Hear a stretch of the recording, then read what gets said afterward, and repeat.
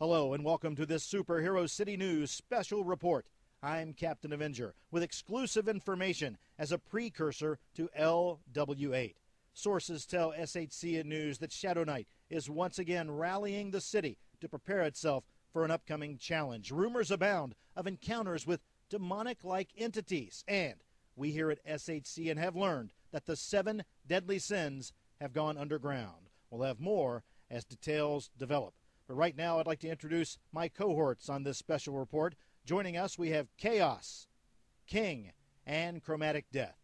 LWs always bring excitement to our fair city, and with the villain invasion, it is sure to bring out the best.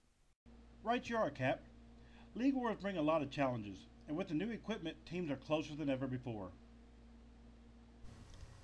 Thanks, guys. It should be no surprise. With a rise in the quality of MP abilities, hundreds of new raid monsters on the block, and solid MP package deals, not to mention citywide gear creep reaching an all-time height, this League War is shaping up to be an unpredictable clash of the titans.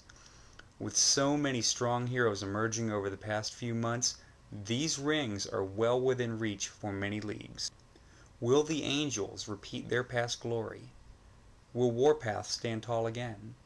Can Aegis defeat the seemingly unstoppable God's army? These questions will soon be answered for all.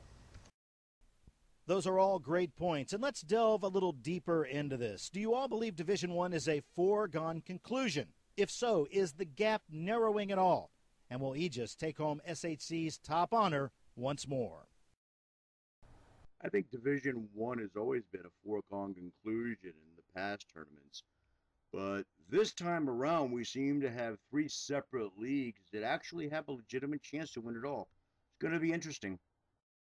What I can say is, since the last League War, several other teams have emerged as contenders, including God's Army and Creature's Bane, among others.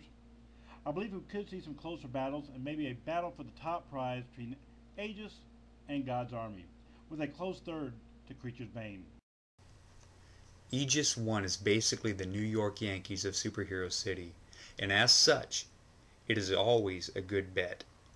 But do not count out God's Army. They have some heavy hitters, grit, and a plan. As we have seen many times before, nothing in war is ever certain. That's plenty to think about, but let me ask you, is there a specific division you think that will have the closest battles and is the toughest to call? Potentially, a clash between Delta 7, Turbulence, Aegis, the Heroic Bastards, and whoever else decides to join the fray. This is anyone's ballgame.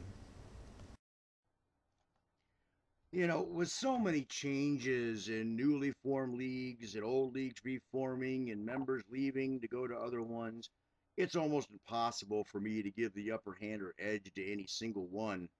But I can say that the Delta 7 and Weapons of Mass Destruction leagues have both prepared themselves well to be in the upper levels.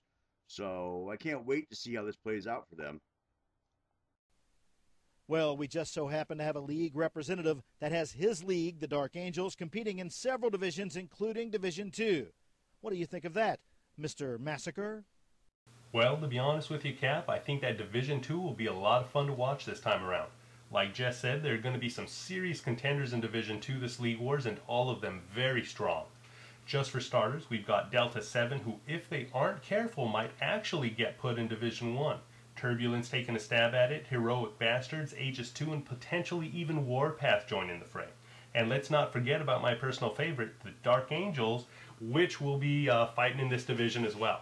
Anyways, Division 2 will definitely be one to watch because there will be some serious competition and warring going on this time around. Thank you. Now for the question that many have been wondering about. What is the most improved league overall since the last LW? God's Army, no question. I know there are talks of steroid use everywhere, but I can't deny what they have done. And until it's been proven otherwise, all I can say is what I see. And they have shown me that they are ready for the next step now. Well, with Night Wraith at the helm, Delta 7 has re-emerged to be a total powerhouse. God's Army has grown the most in level and strength, though. Okay, now for the newcomers. If you were looking to start a league for a league war, what do you believe is the best ingredient for success to compete and have fun doing it? Leading, developing, supporting, and communicating are four aspects that must be present for any league to work. Yes, fun is at the heart of the game, but setting a goal and reaching that goal together can put a smile on almost anyone's face. Haha, 9 people with high limit credit cards. Not so fast, O Chromatic One. There are several key ingredients, and first and foremost, I believe you have to enjoy the others within the league. Second, every good league should have a numbers man of sorts to break down equipment and strategies. As a leader of the team, you must decide if you're going to be a credit card league, a raid league, or a combination of both. And great communication is a must. Wow, that's some good information there and plenty to ponder. That leads me to my next question. What's more important, winning a championship ring or enjoying the company and camaraderie of your teammates? It's never been about the rings for me, always about the camaraderie. I've led 3 different squads to championships over the past few league wars, and I can honestly say that the road to get there is much more memorable in what it took and the bond that develops. It's a really cool thing, and I wish it for everybody to be able to experience at least once. Honestly, the King has never won a ring, but has been close many times over. It has been the camaraderie of my teammates and the chance to grow together really that has kept me playing month after month. A ring will come when it comes. You know, I think if you're going to outlast the come and go leagues, you have to have fun and enjoy the people around you first and foremost.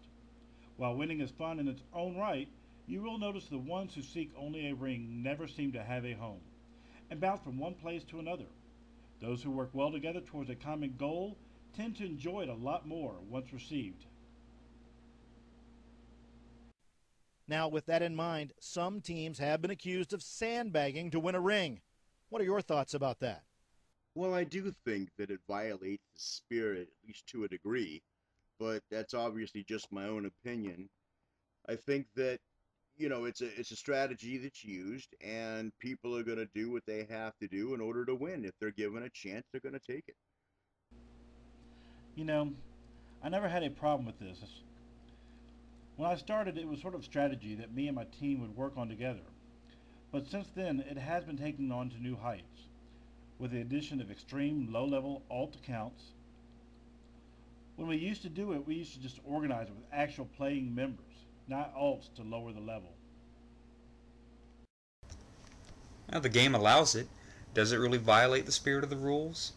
Part of what makes any competition great is the established rules, and everyone has the same chance to plan and execute their strategy. Part of that strategy is, attempting to pick and choose the opponent they're going to face.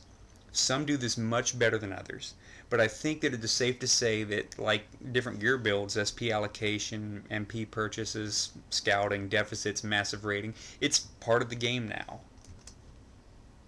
That's why I leave the leadership for others. I already have a headache. Lastly, how much have PVD and DCM, along with potentially unlimited energy and rating, changed the game? Well, it's a baseline shift for sure, but also one that affects all toons equally. Warfare evolves. Winners must adapt to stay on top. It would be nice to use one strategy and reach the top, and then never have to, change again. But that would just be nice. It has greatly expanded the playing field. It has added a new dimension to the competition, and with that, more opportunity for more toons.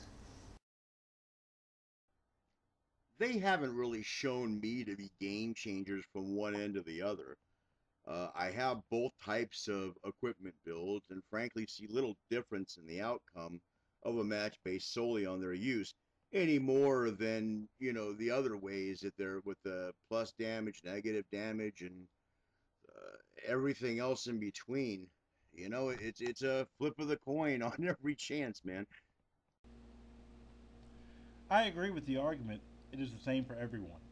But I have to admit, it has made it where you almost have to spend money on equipment to compete. More so than before, as you now not only have to have one set for fighting, but multiple sets that all depend on base stats, and that is not including the raid sets.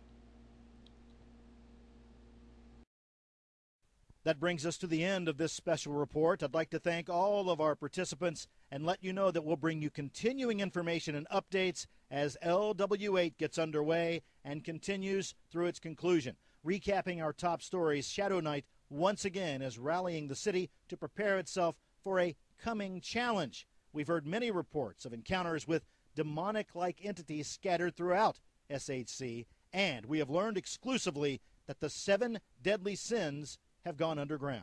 Once again, much more on these stories when details become available. For all of us here at Superhero City News, I'm Captain Avenger. Excelsior!